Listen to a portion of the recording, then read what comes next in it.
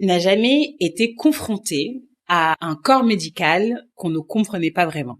Je pense qu'on a tous été un jour à l'hôpital et on nous est arrivé quelque chose, on savait pas trop ce que nous disait le médecin, on comprenait pas vraiment. Et surtout pour les personnes qui ne comprennent pas la langue française. Et ce sujet, c'est celui sur lequel s'est attelé mon invité de la semaine, Abdel Ali El Badawi, qui a créé Banlieue Santé et un dérivé de plusieurs organisations que vous allez découvrir dans l'épisode. Et surtout dans cet épisode, on a beaucoup insisté sur son parcours, son histoire, qui est très touchante. Je vous invite vraiment à écouter l'épisode. Et j'ai été ravie d'enregistrer cet épisode avec lui et surtout d'en apprendre beaucoup plus sur son histoire personnelle. Mais je ne vous en dis pas plus et laisse place à ma conversation avec Abdel Ali El Badawi.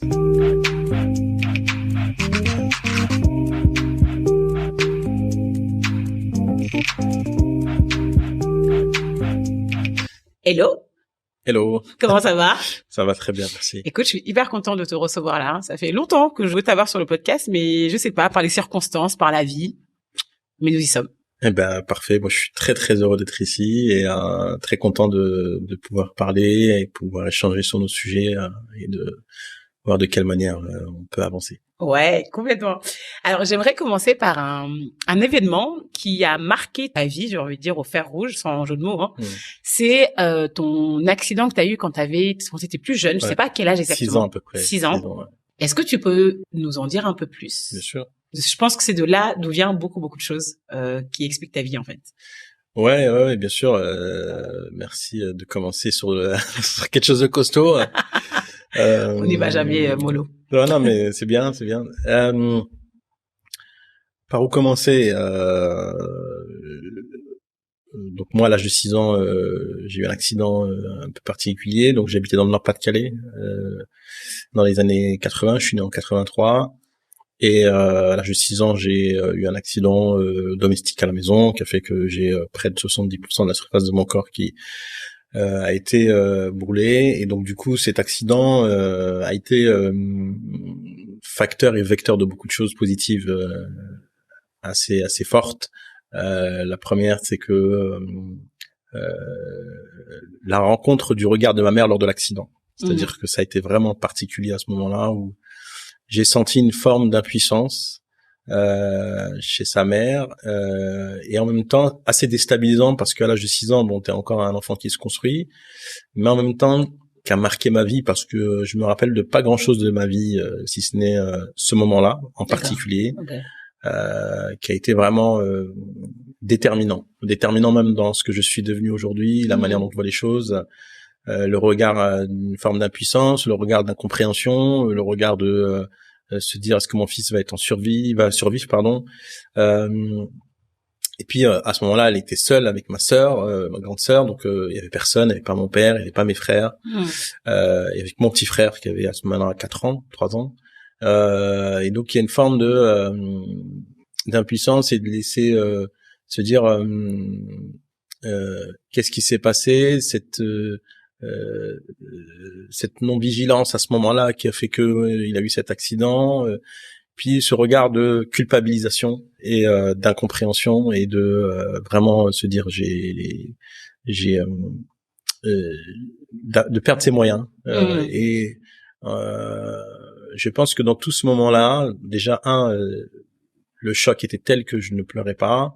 Le moment où j'ai pleuré, c'est quand même quand par exemple elle a enlevé mes vêtements avec ma sœur, c'était parce que ça collait à la peau.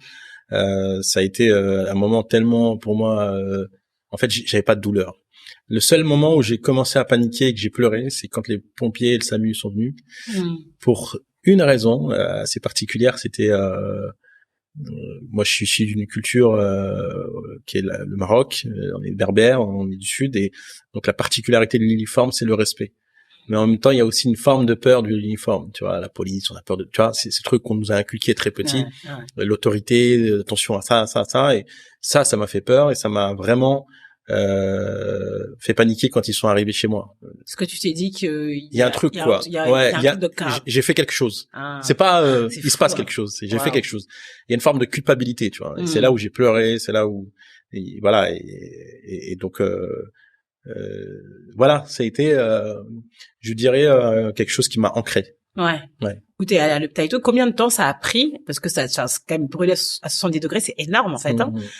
Ça t'a pris combien? 70% de la surface de mon corps, ouais. C'est énorme, hein. Ouais. Et comment tu l'as vécu en tant qu'enfant, tu vois? Parce que t'étais enfant, tout ce dont on en fait, jouer, c'est, tu vois? Tu vois, quand à chaque fois on en reparle autour d'un plateau ou autre, je me rappelle des détails quasiment de tout ce qui s'est passé, l'accident, les pompiers, le transport à l'hôpital, la table froide du bloc opératoire, les couleurs très froides du bloc opératoire, l'odeur du bloc opératoire. Ouais. Ça a été vraiment quelque chose de assez la chambre, le mètre carré de la chambre, je me rappelle du lit, de la forme, de la télé, vraiment dans les détails, quoi. C'est vraiment un truc que j'ai en moi, et on va dire que tout ce cheminement m'a fait prendre conscience que ça allait être quelque chose de, je dirais,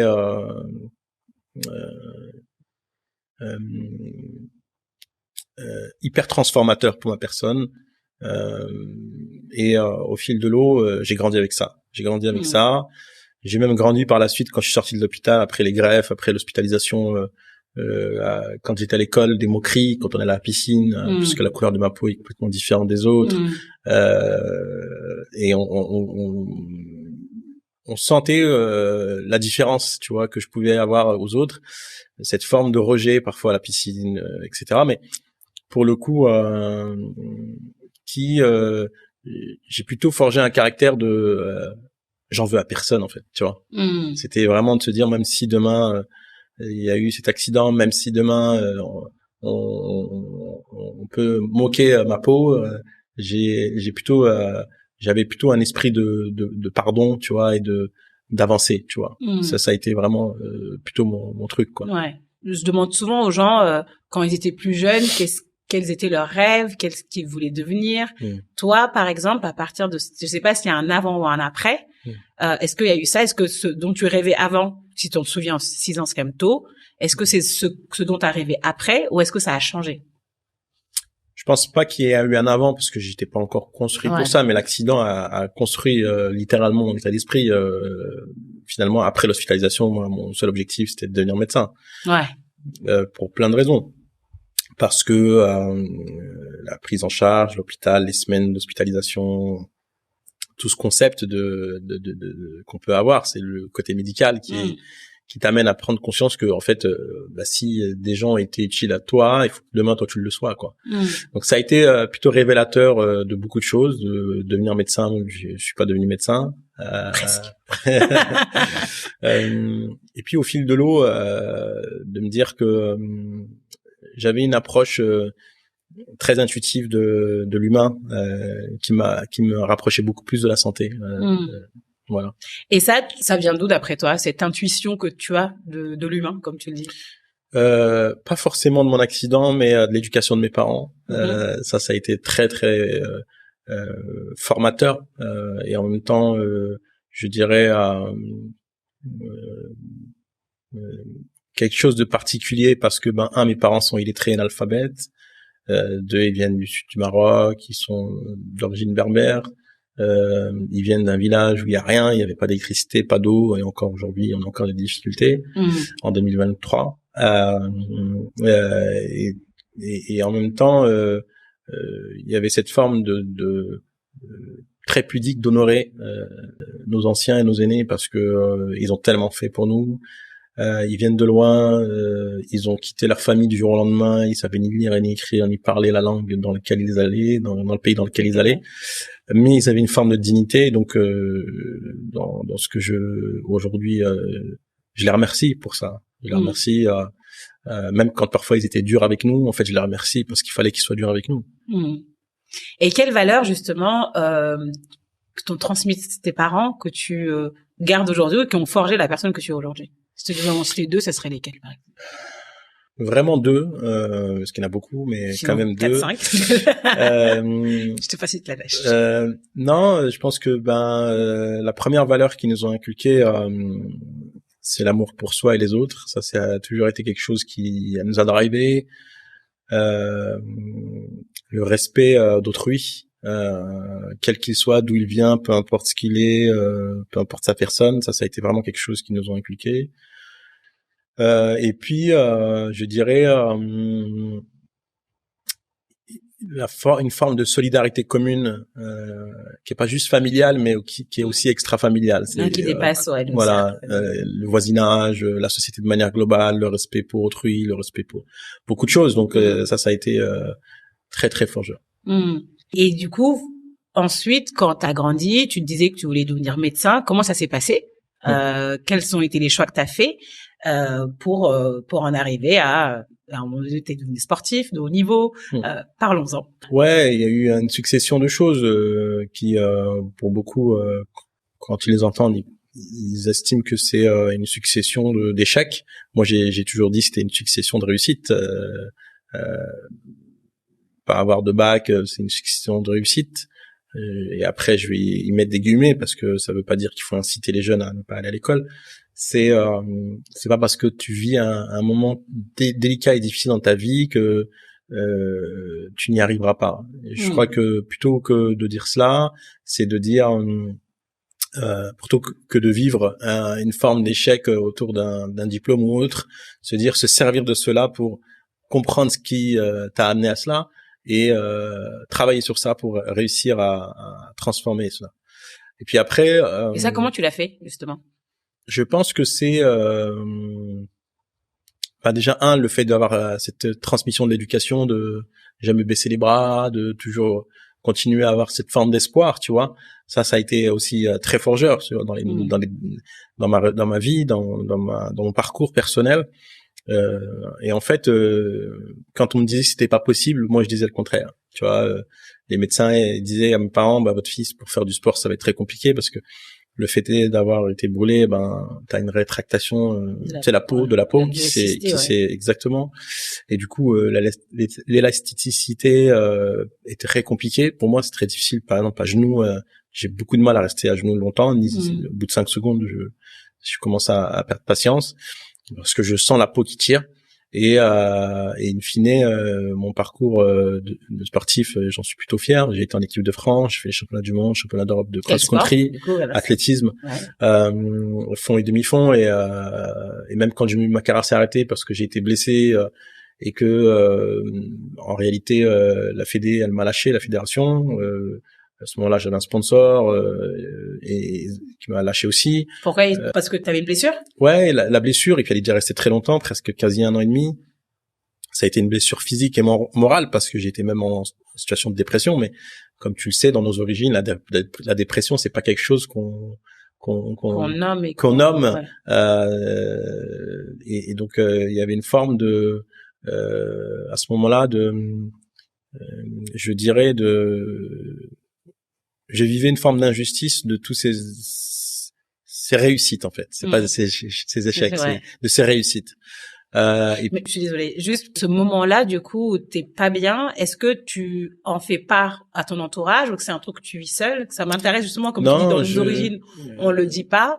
Est-ce que c'est quelque chose que t'as partagé ou que t'as vécu en vrai, non, j'ai pas partagé parce que je savais pas les nommer.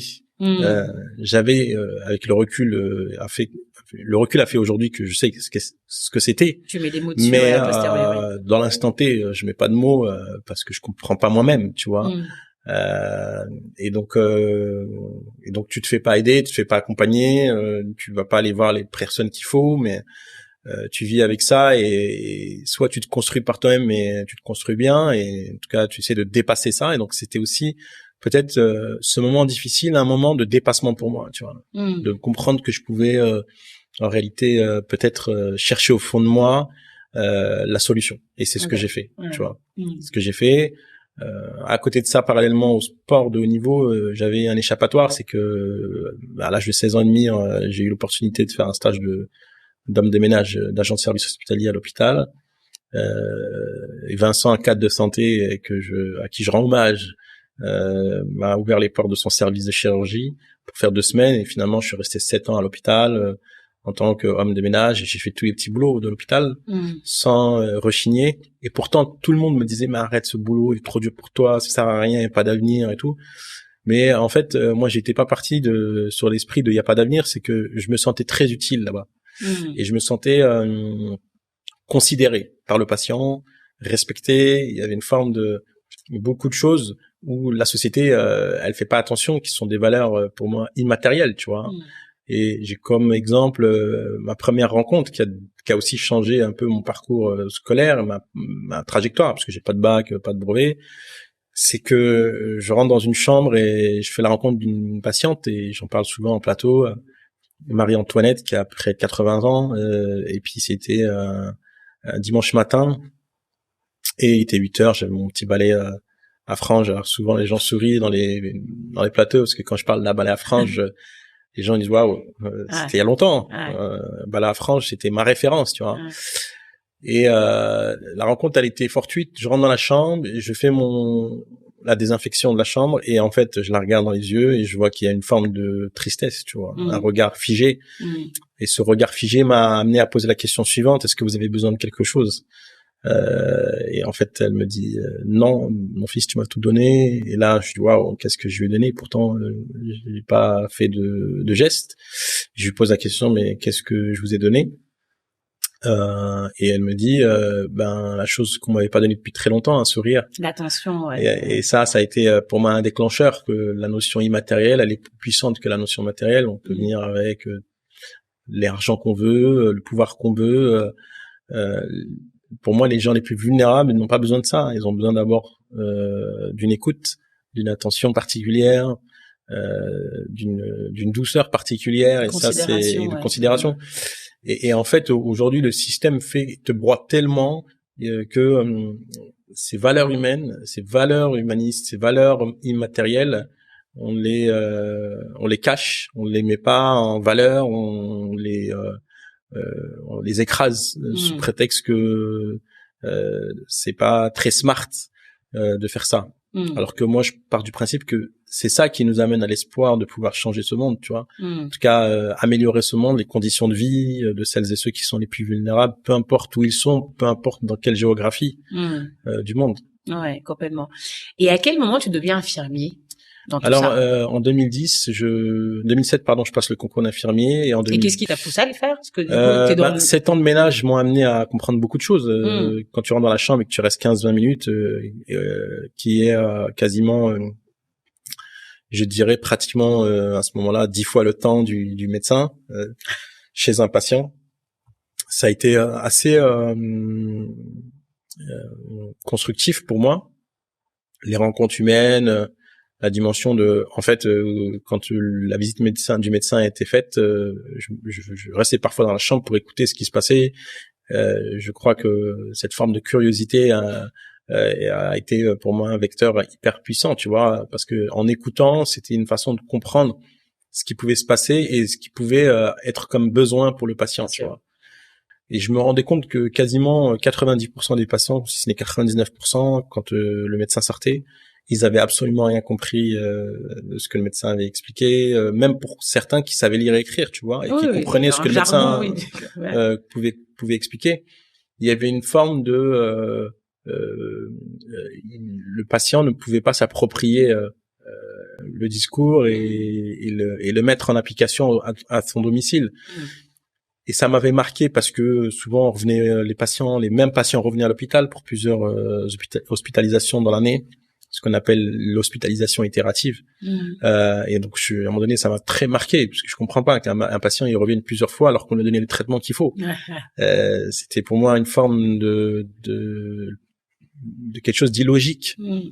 Et donc j'avais ce besoin de parfois, c'est des choses que j'ai jamais racontées d'ailleurs. On nous avait toujours expliqué à l'hôpital que quand t'es homme de ménage et que t'es auxiliaire de vie, ce qu'on appelle le livret médical du patient, t'as pas à l'ouvrir, t'es pas habilité, quoi. D'accord. Mais il y avait une forme de curiosité chez moi qui m'a, parfois quand il y avait personne, de les ouvrir. Non pas parce que j'avais besoin d'être curieux de ce que les patients pouvaient avoir comme maladie, mais j'avais besoin de comprendre le jargon, tu vois. Et donc je faisais quoi? Je lisais, je prenais des notes de noms de médicaments, de noms de maladies. Et puis, je me rappelle, j'avais été à la bibliothèque du quartier. Comme c'était gratuit, moi, j'avais pas les moyens de me payer, je sais pas quoi, tu vois. J'allais à la bibliothèque du quartier, je prenais un livre sur trucs médicaux et puis je lisais les terminologies médicales. C'est quoi l'histologie, c'est quoi l'étiologie, c'est quoi la pharmaceutique, c'est quoi tel médicament, pourquoi il y a tel médicament, pourquoi il y a telle installation de perfusion. En fait, je prenais des notes dans tout, tu vois, j'avais mon petit carnet dans ma poche et à chaque fois les collègues me disaient ouais, t'as quoi là dans ta poche, toujours un petit carnet, tout écrit, tu notes. Je dis ouais non, c'est parce que je veux juste pas oublier que j'ai fait cette chambre. Tu vois, je prenais des, tu vois, j'étais dans les trucs, je voulais pas dire que. Ouais, bien sûr, ouais. Et ça m'a vraiment, tu vois, appris un peu le métier. Et puis, je me rappelle, quand je suis rentré à l'école d'infirmier et que j'ai fait ma première année, il y avait donc une partie théorique et une partie pratique, c'était des stages. Et à chaque fois que j'arrive en stage, on me disait, mais, waouh, t'es un infirmier, toi, tu vois. Ouais, tu connais déjà le métier. Tu connais le métier, t'es déjà à l'aise, tu vois. Et donc ça m'a fait gagner quasiment 3 ans parce que c'était 3 ans et demi d'études. C'était vraiment pour moi les plus belles années sur le plan scolaire parce que quand t'as plein d'échecs scolaires, en fait, le jour où t'as un 19 sur 20, c'est waouh. D'ailleurs, le premier 19 sur 20 que j'ai eu, c'était bon, à part le sport, hein, mais sur les parties théoriques, c'était quand j'ai fait mon stage avec Vincent dans son service. C'est la première fois que j'ai un 19 et il m'arrête, il me dit en plus déjà au début j'avais un peu peur de la note parce qu'il m'a dit ouais bon Abdelali, il faut que je t'annonce quelque chose. Et puis, tu vois, je revivais tout ce que j'avais vécu à l'école, c'est t'es un âne, tu comprends rien, cette peur de rentrer chez soi avec des mauvaises notes et tout. Et là, il m'a dit écoute, l'homme parfait n'existe pas. Hein. Donc je peux pas te mettre 20 mais je vais te mettre un 19 et ça m'avait marqué, tu vois. Et après ça a été plutôt je dirais une forme de toujours réussir et de faire en sorte que demain je puisse être diplômé, être une fierté pour moi-même. Déjà c'était important d'être fier soi-même et puis aussi pour la famille et aussi de démontrer naturellement que on peut faire des choses, peut faire des choses. T'avais quel âge à l'époque quand je demande toujours l'âge pour que les gens puissent se projeter. Quand je suis diplômé, les plus jeunes. Je suis diplômé en 2010, donc il y a t'as 13 ans du coup, t'avais 13 ans, ouais. 7 ans. 27, ouais, c'est ça, 27. Et généralement, la moyenne d'âge, c'est plus jeune parce que les infirmiers, pour la plupart, sortent de l'école du bac, tu vois, tout de suite après le bac, ils font 3 ans, et donc à 21, 22, ils sont diplômés, tu vois. Parce que quand les gens ont le bac à 17 ans, je crois, de mémoire, 17, 18, ouais, 18. Ouais. Donc, voilà, c'est ça, c'est 22, 23, ça dépend s'ils ont sauté une classe ou pas, mais, donc j'étais d'ailleurs, je faisais partie de la moyenne d'âge des plus vieux. On avait quelques-uns qui avaient plus que 40, 50 ans, mais eux, ils étaient des reconversions, non? Ouais, des reconversions professionnelles. C'était des experts comptables, des aides-soignantes, mais une majorité de jeunes, quoi, une majorité de jeunes. Et puis d'ailleurs, j'étais toujours plus avec les plus anciens. Parce que j'ai toujours grandi avec des anciens, avec des grands, quoi. Ouais. J'avais demandé ça d'ailleurs, parce que t'as 6 frères et sœurs, c'est ça? Ouais, j'ai 6 frères et sœurs. T'es combien, Thierry? Je suis l'avant-dernier. Ok. C'est toujours bien de savoir, parce qu'il y a toujours une caractéristique. Je suis l'avant-dernier, une sœur. Ouais. Mais ouais, on est 7 enfants. Ok. Que ça t'inspire, ça aussi, le fait de naître dans une fratrie, une grande fratrie. Qu'est-ce que ça t'a apporté? Et par rapport même à ton parcours, tu vois. Je crois que ce qui m'a apporté le plus, c'est la dimension du partage, tu vois. Nous, on mange avec pas un service de 6 pièces, on mange avec une assiette, une grande assiette, et tu dois te contenter de ce qu'il y a dans l'assiette. Tu dois faire attention à ce que tout le monde ait mangé équitablement. Donc il y a une forme de partage, une forme de valeur intrinsèque. C'est le commun, c'est qui fait les choses, tu vois. Ouais, c'est le partage, ouais, complètement le partage et la dimension de ne jamais faire des choses pour soi-même seul, mais toujours penser aux autres, quoi. Ouais, toujours penser aux autres. Et dans tout ça, à quel moment tu as créé l'association Banlieue Santé? Enfin, déjà créé l'association, c'était en 2018 officiellement. Mais officiellement 2018, et en fait en 99, quand je commence à bosser dans le ménage, j'ai une forme de volonté d'agir pour les habitants. Parce que le fait de rentrer dans la chambre, de savoir qu'ils comprennent pas et de les laisser rentrer au quartier, il y avait une forme de qu'est-ce qui va pas, tu vois. Et ce que j'ai fait, c'est que en fait en interne dans l'hôpital, il y avait des médecins, donc on appelait ça des faisans fonction d'interne. D'accord. Pendant très longtemps, les faisans fonction interne, c'était des médecins qui étaient diplômés au Sénégal, au Mali, au Maroc, en Algérie, en Tunisie et autre part, et qui venaient en France pour bosser. D'accord. Et en fait, le fait est que les diplômes n'étaient pas équivalents. Pourtant, pour certains pays, c'est les mêmes programmes scolaires. Bien sûr. Et d'ailleurs, les faisans fonction interne étaient encore moins payés qu'un infirmier de l'hôpital. Tu vois, c'était vraiment pour moi. Et je me rappelle de beaucoup de faisans fonction interne qui remplaçaient le chef de service de l'hôpital les week-ends, le soir, la nuit, les gardes. Payés au lance-pierre et pourtant ils faisaient un boulot monstre et je trouvais qu'ils avaient une forme de potentiel énorme pour les patients, tu vois. Cette double culture a été hyper puissante et en réalité ce que je faisais c'est que j'allais voir un cardiologue ou un médecin généraliste ou un spécialiste. Je dis ouais, tu vois, au quartier il y a des mamans, des jeunes, tout comprennent pas tout, est-ce que tu veux bien donner un peu de temps, tu vois. Et donc ouais, pourquoi pas et tout. Donc pourquoi ? Parce qu'en fait, je me suis rendu compte que les médecins, ils avaient ce potentiel. Deux, ils vivaient dans l'hôpital puisqu'ils avaient une chambre de garde, dans des conditions parfois qui n'étaient pas forcément les plus confortables. La cuisine, c'était pas forcément le top, tu vois. Je me suis dit, je vais faire un deal, c'est que les gens du quartier vont leur faire à manger et eux, ils vont leur faire des cours. J'adore. Et ça a bien matché. Et en fait, j'avais des demandes partout. Et donc, du coup, on a commencé à faire ça dans un quartier, 2, 3, puis... Voilà, on a fait. Parce que les cours, du coup, c'était de la prévention en santé publique. Cours entre guillemets, santé bucco-dentaire, l'hypertension, les maladies chroniques. Mais c'était plus du coup de dire, faut faire attention à ci, à ça. Ouais, c'était la vulgarisation. D'accord. C'était l'éducation thérapeutique. C'était, mais avec les codes culturel des habitants, tu vois. Oui, c'est ça. C'est-à-dire adapté aux besoins des habitants, leurs habitudes bien sûr. Culturelles, sociales, culinaires, exactement. Exactement. Ok, je vois. Et puis sans le savoir, en fait, j'étais en train de créer une forme de santé publique hyper puissante parce que en faisant ça, déjà les publics pouvaient s'approprier beaucoup mieux la santé publique, ils pouvaient avoir une démarche d'autonomisation de leur santé et donc voilà, c'était une forme très holistique très tôt de la santé publique, quoi. Ouais. Et du coup, à quel moment tu t'es dit ça marche et tu t'es dit je vais formaliser en une association? À quel moment tu t'es dit ça? En vrai, comme je suis pas très scolaire et je suis pas très, j'intellectualise pas les choses de manière sur un document. En fait, ça s'est fait avec l'intuition, la spontanéité, quoi, naturelle. Et en 2018, je décide de créer cette organisation parce que, en fait, j'ai été confronté à beaucoup de barrières, notamment quand moi j'avais envie d'engager ce travail d'éducation thérapeutique par les mairies, qui me disaient ouais, c'est génial, mais en fait, eux, ils avaient des intérêts politiques plus que des intérêts pour les habitants. Et en fait, comme j'avais pas de structure organisée sur le plan officiel, en fait, on me promettait de pouvoir me mettre à disposition des choses. Et à la fin, je me suis rendu compte que, en fait, ils en avaient strictement rien à faire des habitants. Donc, j'ai décidé de me dire, en fait, moi, je suis issu de la société civile, je connais assez bien les besoins des habitants, et on va répondre à cet enjeu en créant une organisation qui va porter ces sujets avec les habitants.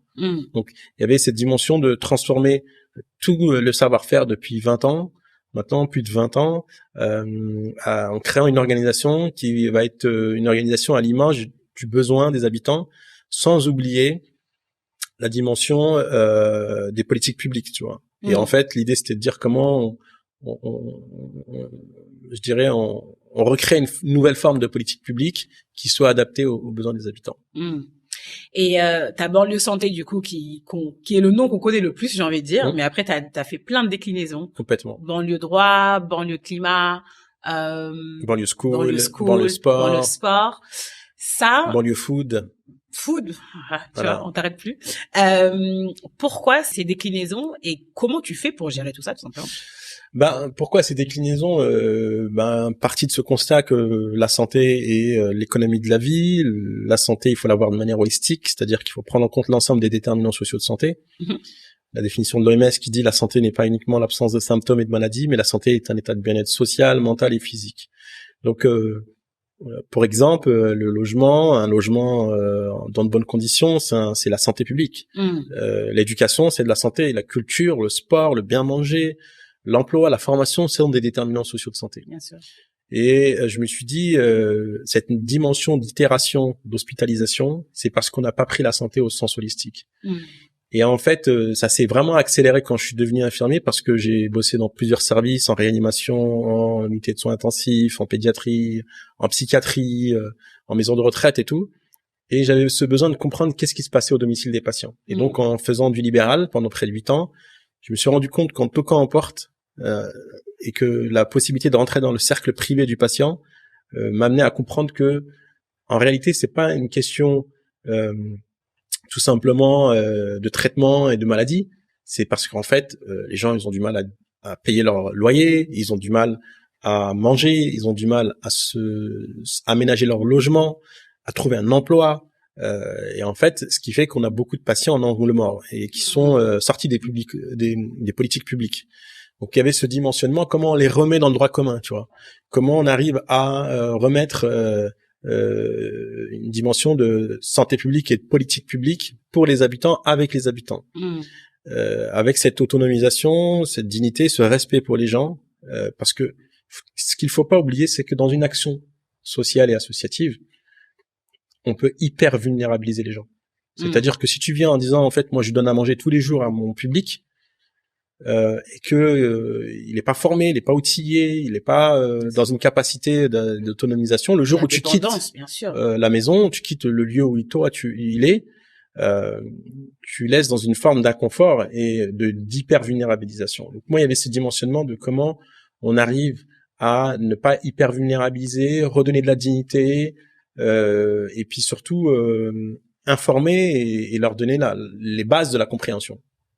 Et Banlieue Santé est né comme ça, hein, de ce constat. Et en fait, il y a 10 ans d'écart d'espérance de vie entre ouvriers et cadres sup. Banlieue qui veut pas dire quartier populaire, mais qui veut dire lieu banni. La mise au banc de toutes celles et ceux qui sont loin du droit commun. Au XIVe siècle, les rois mettaient les personnes atteintes de lèpre, de peste, les indigents dans des lieux bannis. Donc il y avait une forme aussi de remettre de l'histoire. Et puis c'est là où d'ailleurs on payait l'impôt au banc du lieu. Donc il y a aussi ce dimensionnement anthropologique, d'ailleurs qu'on a intégré dans l'équipe, géographique, parce que on a travaillé sur la géographie de santé, l'anthropologie, et puis vraiment être spécialiste, mais je dirais faire du travail de dentelle. Ce que j'appelle chez Banlieue Santé cette haute couture sociale. Parce que les gens méritent le beau, méritent le classe, le brillant, qui leur permettent finalement de se valoriser. Et donc j'ai voulu décliner cette organisation en plusieurs autres organisations, mais je voulais pas la porter tout seul. Déjà un grand hommage à mes équipes qui en ce moment même travaillent sur des sujets. Au global, on va être pratiquement près de 40 collaborateurs et collaboratrices. Donc il y a Banlieue Santé, il y a Banlieue School, Banlieue Sport, Banlieue Climat, Banlieue Droit, Banlieue Food, Banlieue Solidarité, Banlieue Kids. Ce sont différentes organisations indépendantes. J'ai créé aussi un fonds qui s'appelle la France du Cœur. Et donc il y a juriste en droit de la santé, infirmier, médecin, anthropologue, chef de projet innovation sociale, chef de projet sur la question des femmes. On a coordinateurs terrain qui vont plus au contact des publics, des acteurs associatifs et tout. Et puis de se dire comment on valorise tout ce terrain, tout ce qu'on appelle chez Banlieue Santé le plancton, tu vois. Qui est plus de 80% de la biodiversité de la mer. Hein. Si le plancton s'arrête demain, s'il est mort, c'est tout l'écosystème du vivant qui meurt. Si les abeilles meurent aujourd'hui, il ne reste 4 ans, tu vois. Donc il y avait ce dimensionnement de respect du vivant, et donc ça passait par créer d'autres organisations indépendantes. Pourquoi ? Parce qu'en fait, il y avait aussi cette demande naturelle des bénévoles, les acteurs de se positionner sur des sujets dont ils ont la spécialité, tu vois. Ouais, je vois. J'avais des avocats, des profs qui me demandaient des choses et tout, et en fait, on veut faire des choses avec Banlieue Santé, mais quoi faire, tu vois. Et donc j'ai décidé de créer plutôt des thématiques et donc de cofonder avec des personnes, hein. Banlieue School avec Mona Amirouche, Banlieue Sport avec des kinés, des journalistes comme Oussem Loussaïef, le kiné Farman Bati, mais aussi d'autres personnalités comme Sefiou, Sana Saïtouli avec Banlieue Climat et Ferris Barkat, Banlieue Food avec Moussa Silla, avec Assata Doumbia, Mohamed El Idrissi, Boris Tavernier qui travaille sur l'alimentaire, le VRAC, mais aussi d'autres organisations, d'autres personnalités où j'avais vraiment cette ambition de me dire, en fait, retour en arrière. Cette histoire d'assiette dont je t'ai parlé, où on la partage à plusieurs, ben c'est la même chose. Il faut partager pour pouvoir réussir, tu vois. Parce que quand on partage, quand tout le monde repart dans cette société, elle agit par elle-même. Et vaut mieux quelque chose de commun que quelque chose d'individualiste. Et donc, et ça recoupe avec mon éducation, ce que j'ai eu. Et tu vois, je me dis aussi, tu vois, ton parcours, il est assez atypique. Donc, tu vois, si tu repenses à toi petit, justement, quand tu parlais de cette phase d'échec scolaire où tu n'y arrivais pas, etc.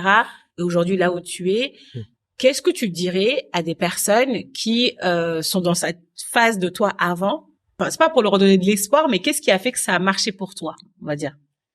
Je me rappelle d'un plateau télé chez Canal+, on me posait la question, mais tout ce qui t'arrive, c'est quoi? C'est une bénédiction? Je dirais oui, c'est une bénédiction. C'est du travail aussi. Tu vois? et c'est du travail. Et en même temps, je pense que la sincérité envers soi-même et envers les autres,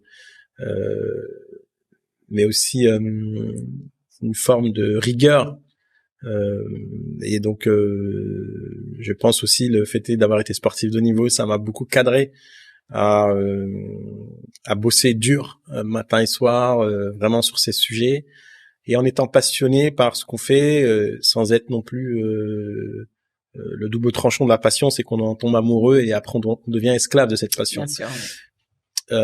Et du coup, je le prends plutôt un peu avec beaucoup de tranquillité pour éviter aussi d'avoir cette forme d'orgueil qui peut nous apporter. Et ça, comment tu le cultives, ça? Parce que c'est dur, hein, je trouve, quand t'as un métier passion, j'ai envie de dire, de pas te perdre, parce que tu fais des temps de pause, comment tu gères ça? Il y a le fait de prendre du temps pour soi, de méditer, moi je suis vraiment aussi axé sur quelque chose de très spirituel dans ce que je fais, ce qui m'amène à prendre ce recul, de mettre un pas de côté, de pas avoir un poids sur les épaules, de faire confiance au destin. Ça ne t'empêche pas d'agir, ça ne t'empêche pas de construire. Au contraire, je crois que c'est parce que je pars du principe que je suis au contrôle de rien du tout, que qu'on y arrive, quoi, et qu'on réussit tout ça. Ça me fait penser je pense que tu as lu le livre Soufie mon amour. Non. C'est un livre sur le soufisme, de la rencontre entre Rumi, un poète du coup iranien, et Shams, un derviche. Et justement, la définition du destin, j'adore ces définitions, c'est la rencontre entre notre volonté personnelle et la volonté de Dieu. Tu vois, et c'est ce que tu dis. Et cette synthèse, elle est parfaite, parce que en France, on a un peu de mal avec la notion de spiritualité. Tu vois, aux États-Unis, ils parlent souvent de Dieu, ils parlent souvent de choses qui les dépassent. Et oui, ça nous dépasse. Pour te dire, même, je me rappelle un discours du président de la République, Macron, qui dit, il dit en ces termes, peut-être que c'est pas ça, mais il dit, on ne peut pas prédire. On peut vouloir faire, on peut vouloir construire, mettre en place des choses. Personne n'avait prédit la Covid. Personne et combien même tu peux faire tous les calculs que tu veux, voilà, il peut se passer tout le contraire de ce que toi tu veux. Et il faut l'accepter aussi, tu vois, parce que souvent on accepte très peu le contraire de ce qui nous arrive. Parce que en réalité, moi je pense que si on vit les choses avec les choses ce qui nous arrive, peu importe ce qui nous arrive, c'est un bien pour nous. Eh ben, on a une forme de détachement à ce qui nous arrive, et on prend les choses avec plus de légèreté, et on arrive à construire une vie, je dirais, qui soit durable pour nous-mêmes et vivable pour nous-mêmes. Il y a une notion dont je parle beaucoup dans ce podcast, celle de sweet spot. Le sweet spot, c'est là où tu te sens bien, à l'aise, à ta place, que ce soit dans l'aspect professionnel, mais aussi personnel. Je tendrais plus d'ailleurs personnel, parce que le pro reste là, hein, c'est dire, voilà. En quoi tu te sens dans ton sweet spot aujourd'hui? je suis à l'aise parce que j'ai intégré dans ma vie qu'il y avait une forme d'incertitude, quoi qu'il arrive. Tu vois, et cette incertitude, elle m'amène à me dire je suis à l'aise. C'est ce qui m'amène dans cet axe, tu vois. Et à être aligné, c'est que je sais jamais de quoi demain est fait, quoi. Et ça me met à l'aise. J'aime le challenge, j'aime le risque. Et donc ça, c'est quelque chose qui m'aide. Et quel conseil tu donnerais justement à des personnes qui n'arrivent pas à faire ça? Parce que c'est vraiment quelque chose de très difficile d'être à l'aise avec l'incertitude. Je crois qu'il faut éduquer son âme à la frustration. On a beaucoup de mal avec la frustration parce qu'on veut réussir, parce que je crois que les écrans nous ont menti sur le fait qu'il existe un monde de réussite et que cette réussite elle est basée uniquement sur une réussite matérielle. Je crois que baser sa vie sur quelque chose d'immatériel, sur le don de soi, sur l'amour pour l'autre, sur le respect pour l'autre, la bienveillance envers l'autre, c'est ça que moi je donnerais comme conseil. Super, merci.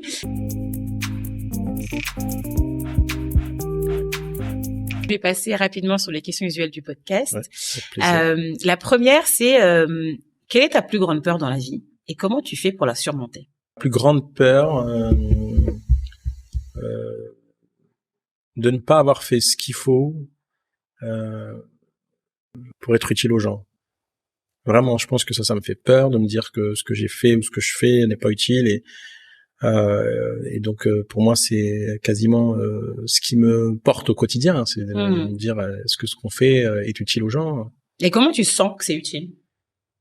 Enfin, dans ton cas c'est clair, mais tu vois, le fait d'avoir peur de quelque chose, qu'est-ce qui te rassure? Franchement, les victoires. Ouais, c'est ça. Les victoires, elles sont peut-être pour beaucoup infimes, mais c'est. Mais pour toi, ça a du sens. Complètement. Ne serait-ce que les sourires, tu vois, des gens qu'on accompagne. Les victoires on a détecté un cancer pour un patient très vite. Les victoires il a un appareillage en lunettes très rapide. Il a retrouvé un parcours de soins digne. Ouais, ça c'est des victoires. Tu vois. Complètement.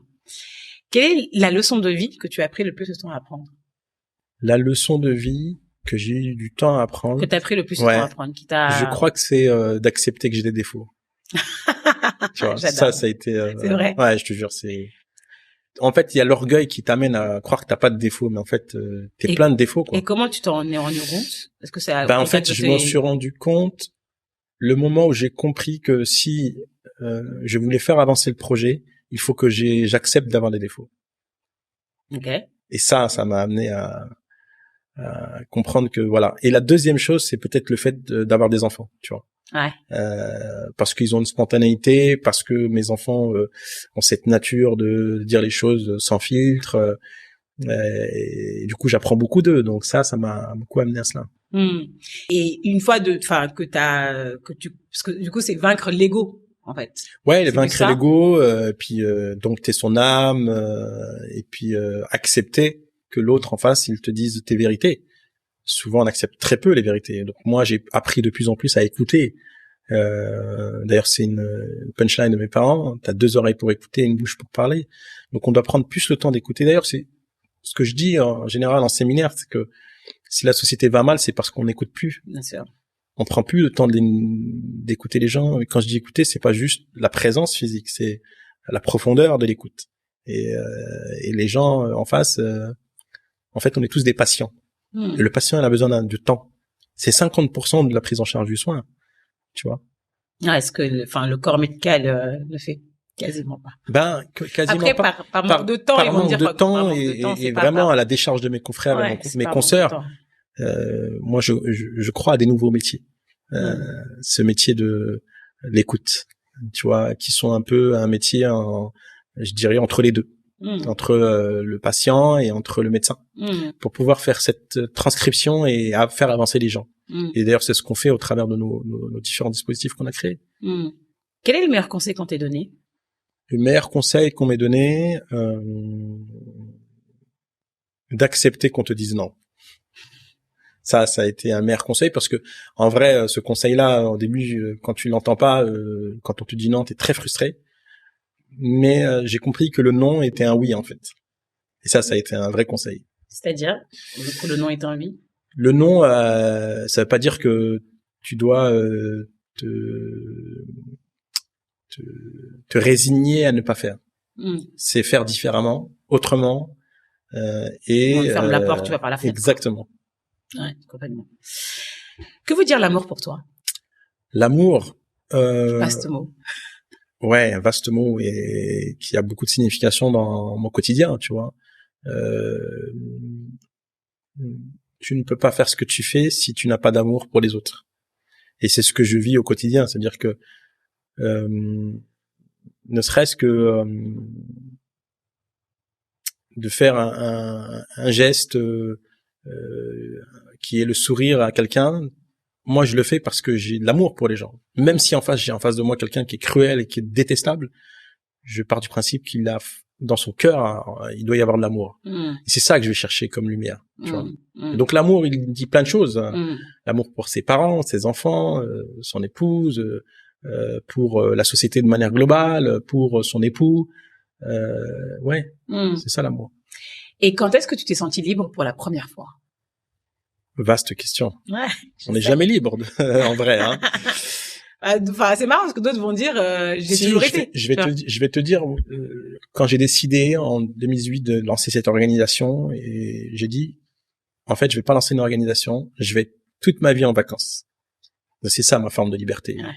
Et du coup je prends du temps en forêt pour marcher, pour réfléchir, ce qui me permet de vraiment retrouver cette forme et continuer à